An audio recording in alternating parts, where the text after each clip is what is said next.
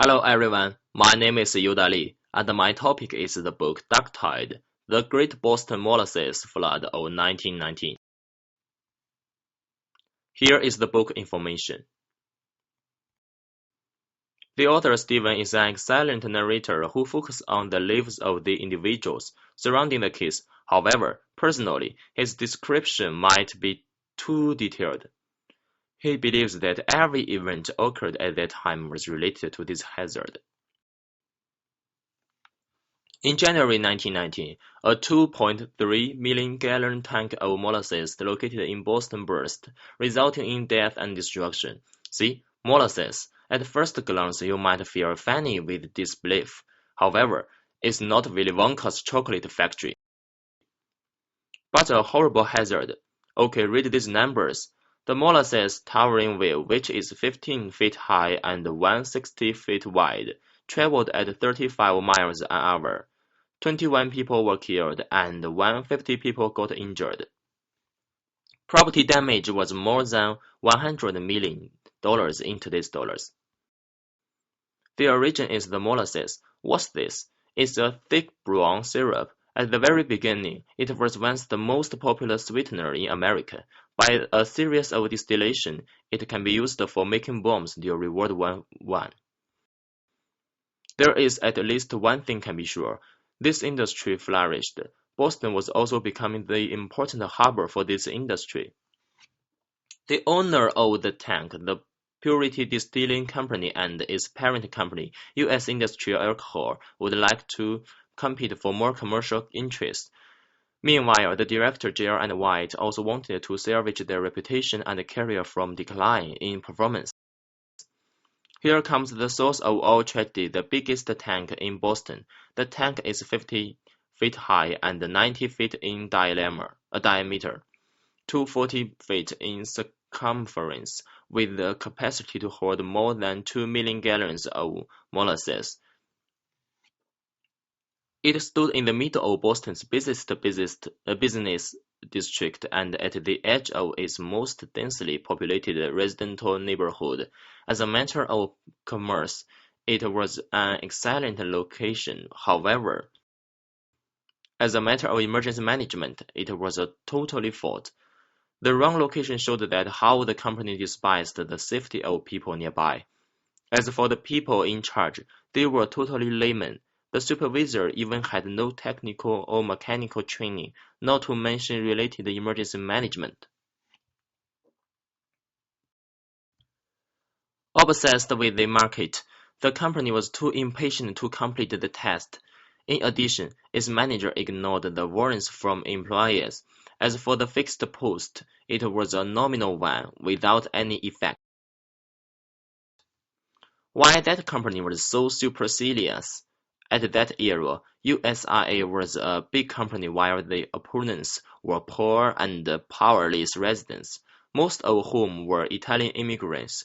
They were suffered the most unpopular Italian discrimination at that time. Thereby, their voice would have been drowned out.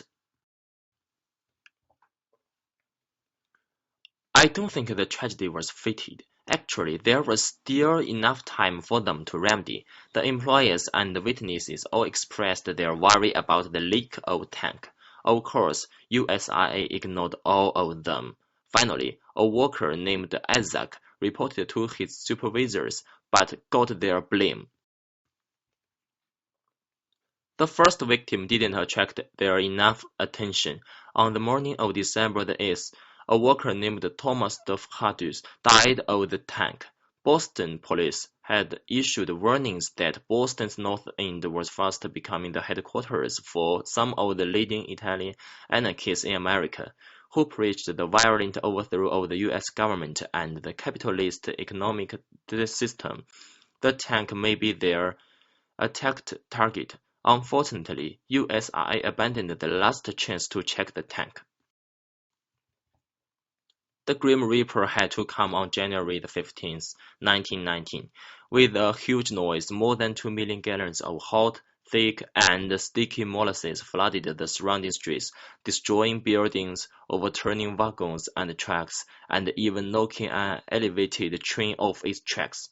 Witnesses said the wave of molasses reached as high as 30 feet tall, and it traveled as fast as 35 miles per hour. The Boston Post reported molasses was like marsh or quicksand. The more victims struggled, the deeper in the mess they were ensnared. I must admit that the response and recovery was acceptable because the rescue team was kind of luxurious.